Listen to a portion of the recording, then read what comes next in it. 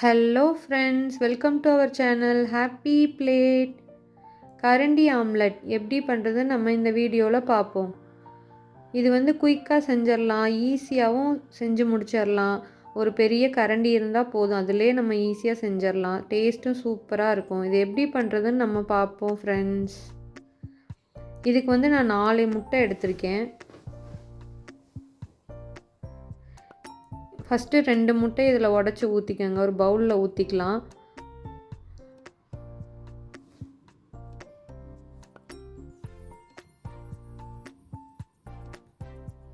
இந்த மாதிரி உடச்சி ஊற்றிடுங்க 2 முட்டையை. ஊற்றிட்டு நல்லா பீட் பண்ணிக்கோங்க.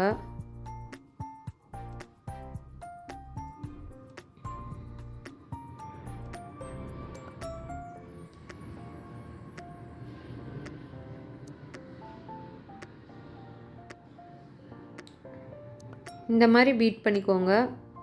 இப்போ இதில் உப்பு சேர்த்துக்கலாம். தேவையான அளவுக்கு உப்பு சேர்த்துக்கோங்க.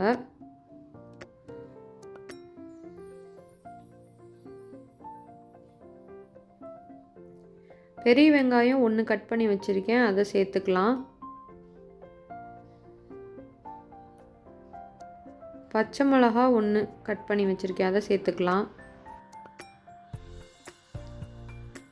மல்லித்தழை கொஞ்சமாக சேர்த்துக்கலாம். மிளகாய்த்தூள் 1/2 டேபிள் ஸ்பூன் சேர்த்துக்கலாம்.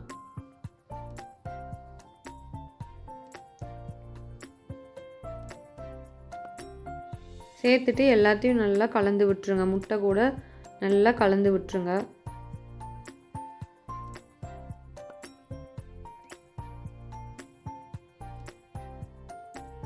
இந்த மாதிரி கலந்துக்கோங்க. இப்போது ஆம்லெட் பண்ணுறதுக்கு ஒரு பேன் வச்சுக்கலாம், இல்லைன்னா கரண்டி, பெரிய கரண்டி இருந்தாலும் வச்சுக்கலாம். அதில் நான் பட்டர் சேர்த்துக்கிறேன். சேர்த்துட்டு நல்லா ஸ்ப்ரெட் பண்ணி விட்டுருங்க. அதுக்கப்புறம் நம்ம கலந்து வச்சுருக்கிற முட்டையை ஊற்றிக்கலாம். பாதி மட்டும் ஊற்றியிருக்கேன். ஒரு சைடு நல்லா வெந்து வரட்டும், அதுக்கப்புறம் நம்ம திருப்பி போட்டுக்கலாம்.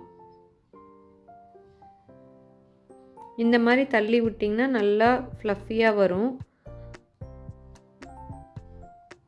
ஒரு சைடு வெந்ததுக்கப்புறம் நெக்ஸ்ட் அடுத்த சைடு திருப்பி போட்டுக்கலாம். லோ ஃப்ளேமில் வச்சுக்கோங்க. இப்போ ஒரு சைடு நல்லா வெந்துருச்சு, நெக்ஸ்ட் அடுத்த சைடு திருப்பி போட்டுக்கலாம். அவ்வளோதான், 2 சைடு நல்லா வெந்து வரட்டும். சூப்பரான ஃப்ளஃபியான கரண்டி ஆம்லெட் ரெடி ஆயிடுச்சு ஃப்ரெண்ட்ஸ். மீதி முட்டையில் அதே மாதிரி நீங்கள் செஞ்சுக்கலாம். இது ஈஸியாகவும் செஞ்சு முடிச்சிடலாம். டேஸ்ட்டும் சூப்பராக இருக்கும். இது ஹெல்த்தியான பிரேக்ஃபாஸ்ட், கிட்ஸ் எல்லாருக்குமே ரொம்ப பிடிக்கும். இது ட்ரை பண்ணி பார்த்து கமெண்ட் பண்ணுங்கள் friends. Happy cooking, happy plate.